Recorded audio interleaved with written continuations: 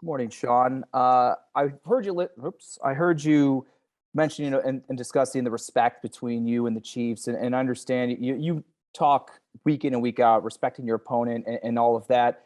Is there, though, something different about these two teams, especially your connection with Andy and just understanding your place and the frequency you guys have played each other at such peak moments of the season? Yeah, it's fascinating in some ways, right? Because where I got my start, who I learned a lot from. Number one, that's certainly one chapter of the book of this story. But then you fast forward to, kind of moving beyond that now to my 6th year in the job as a head coach here. And the quarterback that we have, the quarterback that they have, that's another chapter in the story. And just the games that we've played and how both organizations have been so successful for now, a couple of years, at least for us, and overlapping them with they've been at a little bit longer than we have. But I think there is a lot of respect between both programs and both coaching staffs and on the field with the quarterbacks. And I think that goes just across both teams, really. So, it's a great week to prepare for. It's a great challenge, and we look forward to the competition come Sunday afternoon there. You guys certainly have played each other a lot in a short span of time. How do you use all of that information? Is it sometimes an advantage, sometimes a disadvantage? How do you use and compartmentalize the amount of game tape specifically between the two of you going into this one? Yeah, you got to be, you try and do your homework, obviously, but you also have to filter a little bit of it sometimes, just from not holding on too tight, I guess is the best way to say it. There's been a lot of data out there, in those games, and a lot of film that you get a lot of information from. And so at the end of the day, the game will be decided on the field by the players. And it's what they know, not what we as coaches know sometimes. And so because they're the ones that have to execute. And last one real quick, just to be clear, the 21-day window with Trey, that includes next week, the bye week, right? Correct.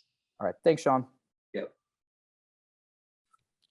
Hey, Sean. I had a couple questions about Mitch Morse. I just wanted to start big picture. What's maybe the way you've seen him grow the most since he got to Buffalo?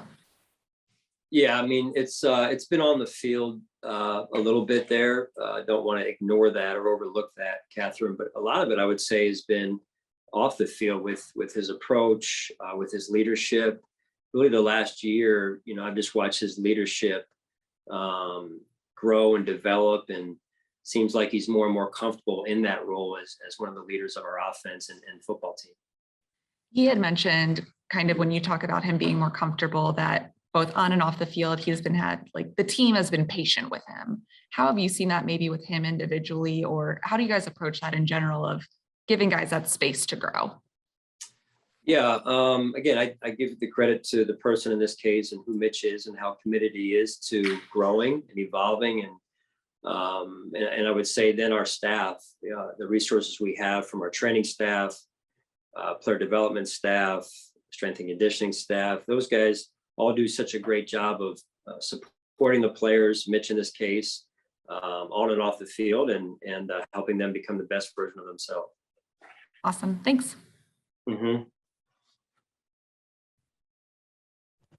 Coach Mookie Hawkins, Waffle Sports 1080. Good morning. Good morning, Mookie. Coach, going back to last week, Steph Diggs gave you the game bar. How much did that mean to you to get the game bar from your players? Yeah, that was pretty cool. I enjoyed that, and I'll always remember that moment. Just for him to have the awareness of that going down, and just a great honor to even be in the same conversation as Coach Levy, and certainly appreciate that and respect that what he did for so long and did at such a high level for so many years. No doubt. And, hey, we all know what's going on Sunday. How important is eye discipline? We know Kansas City, they like to do a lot of window dressing and, just to do a lot of different looks. How important is it to have eye discipline, Coach? Yeah, Andy and Coach Bieniemy are very, very creative. And now they have Matt Nagy on the staff as well. So he's rejoined their staff. Very creative, great play callers, great game planners, and that discipline with all the window dressing, eye candy, however you want to say it, is going to be big for us. And down, especially one more, Coach, if I may, Jordan Phillips. Jordan Phillips, what are your expectations of him? He hasn't played against Kansas City. What do you think? How much a difference you expect him to have out there? Yeah, it's good to have both Ed and Jordan back, as we missed them for a couple of weeks there. And I know what impact both of those players can make, as well as our front four, right, overall against an offense like this, and just in terms of how we've built the roster, and playing well up front on both sides of the ball is important against a team like this. Thank you for your time, Coach. Safe travels and good luck Sunday. Thanks, Phil. You too. Hey, Sean. I remember talking to you a couple months ago about Vaughn and like your chances to kind of just be around with him behind the scenes, like in the cafeteria, and just learn from him. I'm curious, like now 5 weeks in, and especially a week like this, a big week, what kind of things has he added? Have you noticed and observed on these kind of big games, getting ready for it, his leadership, his experience? What's that lended to your team? Yeah, I think people look, when you have a player like that who's been as accomplished as he has, I think players, his teammates, look to him to if not for verbal advice, they just look to him to see how he's handling a week like this, or different situations and that come up through the years. So I think that's just a good steadying piece in our locker room to have as you go through the season, because he's been there and done it, and that's important. And I know, obviously, the relationship with you and Andy, your history, it goes so far back. We've talked so much about the respect and admiration and friendship that you guys have. Is there a dynamic at all, like when you play against him, somebody that you know so intimately from your time with him, where just, I don't know, I guess the question is, like, what's it like for you, like trying to play against him, beat his team, but also the admiration, how much you kind of like, your mentor, like somebody that you want to think that you did a good job. How much of that is at play when you go up against them? Yeah, I mean, that kind of evolves over time from the standpoint of, the first year in 2017 when we went out there. I think it was bigger then than it is now. The respect factor hasn't changed, but just the, I guess, connectedness of the moment. Now that we have faced each other enough, I know how he is, and he wants to beat my tail, and I want to beat his tail. That's just how it goes. And but you say that with respect, because that's always going to be the underlying foundation of our relationship. Appreciate it a lot, Sean. Thanks. Yeah.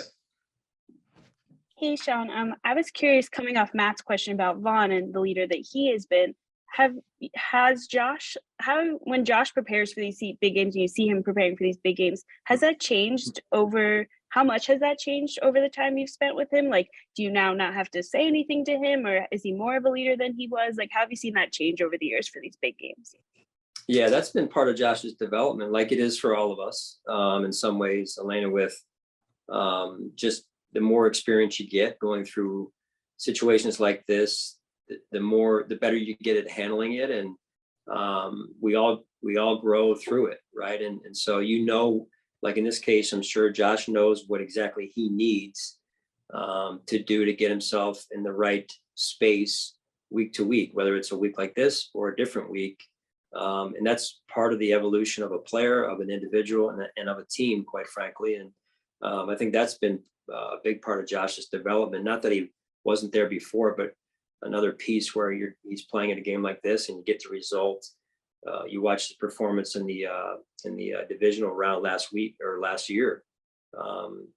That's just one example, but there's been other examples as well of playing in or facing other good quarterbacks that are in the elite area that he's in. So